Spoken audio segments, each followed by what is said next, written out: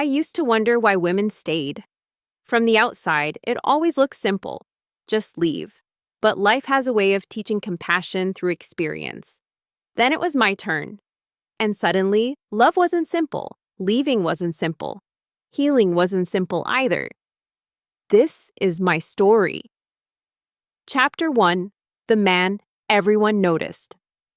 I met Drake at work. He was the new employee, the kind everyone noticed before he even settled in. The office buzzed around him almost instantly. Women lingered longer than usual around his desk. Conversation stretched for no reason. Smiles came easier in his direction. He had that kind of presence, the kind people naturally gravitated toward. But I was different. I noticed him, yes, but I kept my distance. I had work to do, responsibilities to handle, and no interest in joining the excitement surrounding the new guy. When he was introduced to everyone, I simply smiled politely, said a quick, "Hi," and returned to my desk. To me, he was just another colleague. Or so I thought. Somehow, among all the attention he was getting, he noticed me. Every morning at work had its own rhythm. People walked in, exchanged greetings, shook hands, shared quick laughs before settling into the day. Drake joined that rhythm too, except when it came to me. While he shook everyone else's hand, he created a different routine for us. I would be seated at my desk, focused on work, and suddenly feel arms wrap around me from behind. A hug. Unexpected, familiar. At first, it caught me off guard. We barely knew each other. Yet somehow, he acted as though comfort between us already existed.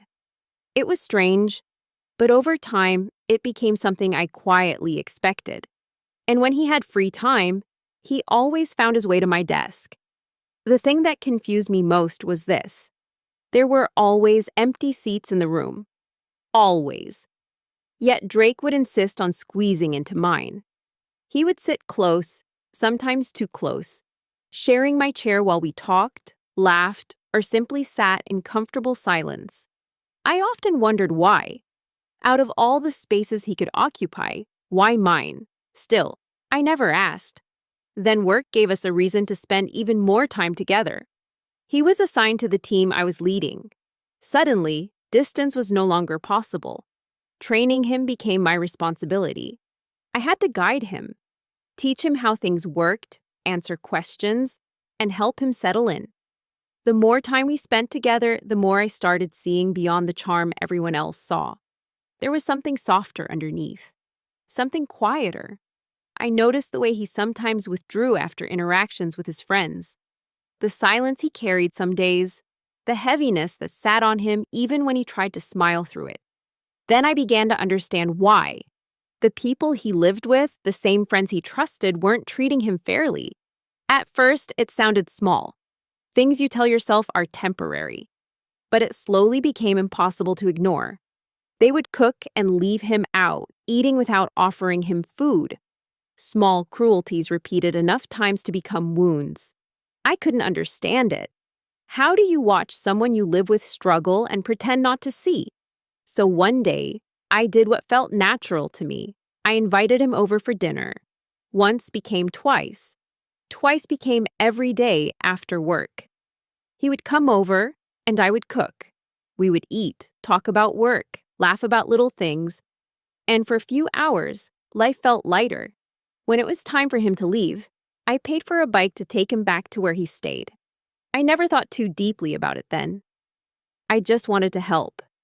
What I didn't realize was that somewhere between dinner plates, long conversations, and everyday kindness, something had quietly begun growing between us. And when the situation with his friends became unbearable, he needed a way out. Without thinking twice, I loaned him my savings so he could start over. I believed in helping people when life cornered them. I believed in showing up. I believed in him. At the time, I did not know that sometimes the people we save end up becoming the very stories we never expected to survive. Before Drake moved out, something shifted between us. What had started as shared dinners and quiet companionship slowly turned into something harder to ignore. Somewhere between long conversations after work The comfort we had built and the way we kept finding reasons to be around each other, the line between friendship and something more quietly disappeared. And then came our first kiss. It wasn't planned. At least, not in the way movies make things look. No grand setup, no dramatic moment. Just two people who had grown unexpectedly close, standing in the middle of something neither of them had fully named yet. But once it happened, everything changed. The distance that had existed before disappeared almost overnight. When Drake finally found his own place and moved out from the toxic environment he had been living in, I was relieved for him. He finally had peace, a fresh start, somewhere he could breathe without feeling unwanted. But somehow, his new place quickly became our place. At first, it was innocent. I would stop by after work. We would spend time together, talk, cook something simple, laugh over little things, and before I knew it, hours would pass. Then evenings became late nights became sleepovers, and eventually, mornings belonged to us too. We started going to work together, leaving together, returning together.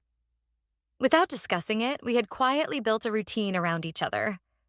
By the end of the first month in his new place, we were practically living together. The truth is, there wasn't much there. Just a mattress on the floor, a gas cooker, a few utensils, the kind of beginning most people would probably call struggling. But I didn't mind, not even a little. Because somehow it felt enough. There was something beautiful about building moments out of very little. Sitting together in a nearly empty room, sharing meals we could afford, talking late into the night as if time had nowhere else to be. Love, or what I believed was love then, made scarcity feel smaller. I never looked around and saw what was missing. I looked at him and saw possibility. I saw someone trying, someone rebuilding. And maybe, without fully realizing it, I had already started treating his dreams like they were mine too. Back then, I didn't see sacrifice. I saw partnership. I saw closeness. I saw the beginning of something that felt safe. The kind of love that slowly folds itself into your everyday life until one day you wake up and realize this person has become part of your routine, your plans, your peace. We had no fancy furniture, no perfect setup, no grand declarations. Just stolen time, shared mornings, tired evenings after work, and a small space that somehow felt warm simply because we were in it together. And for a while, that felt like enough. Before the cracks began to show, we were happy. Not perfect, just happy. The kind of happy that lives in ordinary moments. Shared laughter after long workdays. Quiet evenings spent side by side. Planning tomorrow as if it had already promised itself to us. By then, Drake had become more than someone I cared about. He was my person. And because I loved him, I wanted more for him. I wanted him to grow, to succeed, to become everything I believed he could be. The jobs we had at the time were barely enough. We worked hard, yet the money disappeared almost as quickly as it came. I knew we could not build the future we dreamed about on survival alone, so I started encouraging him to look for something better. "You can do more," I would tell him. "Try." At first, it was just conversations. Then it became something we worked on together. I helped him update his CV, sitting beside him and making sure it reflected his strengths. We talked about opportunities, looked at possible workplaces, and because he was still new in town, I guided him on where to apply and who might be hiring. Whenever he needed transport money for interviews, I gave it. Not because he asked every time, but because I wanted him to succeed. Because somewhere along the way, his progress had started feeling personal to me. His wins felt like our wins. I believed relationships were partnerships. That when one person is trying to rise, the other helps steady the ladder. And for a while, it worked. A couple of months later, he got a new job. I remember feeling proud. Genuinely proud.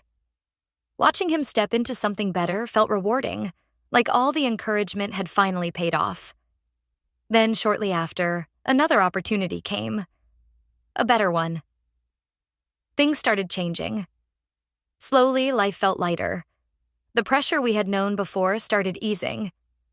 We could breathe a little more, dream a little bigger. And with that change came another milestone. We moved. No longer the small space with just a mattress and a gas cooker. We got a bigger house. Our house. And for the first time, we officially started living together. It felt serious now. Real. No more sleepovers that accidentally turned into routines. No more pretending we were simply spending time together. We were building a life. Or at least, that's what I believed. I poured myself into that life wholeheartedly. Into us. Into the future I imagined so clearly. A future where we would look back one day and laugh about humble beginnings, proud of how far we had come together. I never counted who gave more. Never kept score. Love to me wasn't accounting. It was showing up, believing, building. And at that point, I still believed we were building something strong. I just didn't know that sometimes cracks begin quietly. So quietly that by the time you notice them, they have already spread deeper than you imagined. A month into living together, I got pregnant with our son. It wasn't planned, but it didn't feel like a mistake either. At least not then. When I told Drake, he was calm at first, then supportive in the way I needed him to be. He asked questions about how I was feeling, made sure I was eating, checked in more often than before. For a while, it felt like we had entered a new season of responsibility together. A quieter one, a more serious one. I remember thinking this was what stability looked like. That maybe this was the point where life finally settled and we stepped into something solid. A family. He was kind through my pregnancy, present in ways that made me feel safe, helping where he could, staying close when I was tired, making the process feel less heavy than it could have been. And I held on to that version of him, the version that showed up, the version that cared. But things began to shift after he started a new job. At first, it was small changes that were easy to ignore. New names he mentioned, new people he laughed about, longer conversations that didn't include me, a different energy when he came home, like he had stepped out of a world I wasn't part of. He had found a new friend group at work, and slowly, without announcing it, they started influencing him. The change wasn't immediate, it never is. It came in layers, less time at home, more time outside, more distance in his tone, more silence where there used to be conversation. I told myself it was adjustment. New job, new environment, new pressure. Then I lost my job. It happened a month before my delivery. Just like that, the ground beneath me shifted. Suddenly, I was home all the time. Pregnant, waiting, dependent on a situation that no longer had balance. I tried to stay strong, but the change made everything feel sharper. His absence felt louder. His silences felt heavier. And then our son was born. A small, fragile beginning of something I thought would bring us even closer. For a short while, it did. Or maybe I just needed it to feel that way. But a few months after the birth, while I was still adjusting to motherhood, still learning how to hold both exhaustion and love at the same time, I found something on his phone. A conversation. One I was never meant to see. I still remember the feeling clearly. Not just sadness, but the sudden collapse of something inside me that I hadn't known was already weakening. It wasn't just what was said, it was what it meant. The realization that something had been happening outside of what I knew, outside of what I believed we were, outside of the life I had been holding together with so much trust. And in that moment, everything I thought we had started to split in two, the life I lived and the life that had been happening behind it. When I confronted him, I expected truth, or at least something close to it. Instead, he made it feel like I was the problem for even asking. He said I was overreacting, that it was nothing serious, just flirting. Harmless, according to him. The way he said it was almost convincing, like I was the one misunderstanding normal behavior, like what I saw and what I felt didn't deserve the weight I was giving it. And then, as if that wasn't enough to close the conversation, he apologized the next day. A text from work, short, clean, convenient. By the time he came home, he acted like everything had already been settled. no real conversation, no deeper explanation, just a quiet return to routine, as if the fracture had never happened, and I let it go. Not because I was convinced, but because I loved him, because I wanted peace more than I wanted to be right, because trusting him felt easier than facing what distrust would mean for everything I had built my life around. So I chose him. And slowly, things slipped back into what looked like normal. For a while, I convinced myself that was enough. Then a few weeks later, while he was at work, I received another message. This time, it wasn't something I could interpret or misunderstand. It was direct. He told me he had a son from a woman he had dated before me, and now she was asking for child support. I remember sitting there, reading the message over and over, as if repetition could change its meaning, as if I had missed something the first time. But I hadn't. It was real, and it hurt in a way I wasn't prepared for, not just because of the child, but because of what it meant in context of everything that came before it. A memory surfaced I had pushed deep down. Early in our relationship, I once overheard a phone call. I didn't understand everything, but I clearly heard something about someone being accused of leaving a woman pregnant. When I asked him about it, he dismissed it quickly.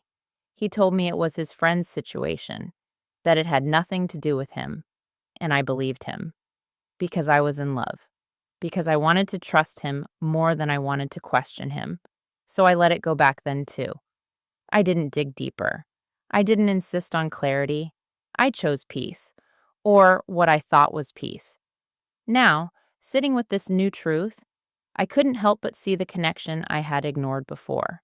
The way explanations had always come just fast enough to stop me from looking further. The way doubt had been quietly redirected every time it started to grow. And I realized something uncomfortable. It wasn't that I had never seen red flags. It was that I had learned how to soften them into something survivable, something I could live with, something I could still call love. But this time, it didn't settle the same way. This time, something inside me stayed unsettled, even after the messages stopped, even after the silence returned, even after I tried to continue life as if nothing had shifted again. Because deep down, I was starting to understand that the truth doesn't always arrive all at once. Sometimes it comes in pieces, and each piece makes it harder to keep pretending you don't see the picture forming. I forgave him, and I stayed. Even now, I struggle to explain why it felt like the only option I could live with. Maybe it was love, maybe it was fear of starting over with a child, maybe it was the hope that things would return to what they used to be if I just held on long enough. But looking back, that choice became the beginning of pain I didn't fully understand at the time. For a while, things seemed normal again, almost convincing. We fell back into routine, into shared space, into conversations that sounded like before. I told myself we were healing, that what had happened was just a rough patch, that people make mistakes and still find their way back to each other, but it didn't last. Not really. Shortly after, he became someone I could no longer recognize. There was a distance in him that I couldn't name, a shift that didn't announce itself, but showed up in how he moved through the house, how he responded to me, how present he was, or wasn't, when it mattered. Then came the weekend that changed something permanent in me. Our son fell sick. It started as something I hoped would pass quickly, but it got worse. He was crying constantly, uncomfortable in a way that made my chest tighten every time I looked at him. I knew we needed to take him to the hospital, but there was a problem. There was no money. I asked him. He knew. He knew our situation. He knew the urgency. He knew I was stuck at home with a sick child and no way to get him help. And still, he left. That same weekend, he went for a getaway with his new friends. I remember standing there holding our son as he cried in pain, feeling completely trapped, powerless.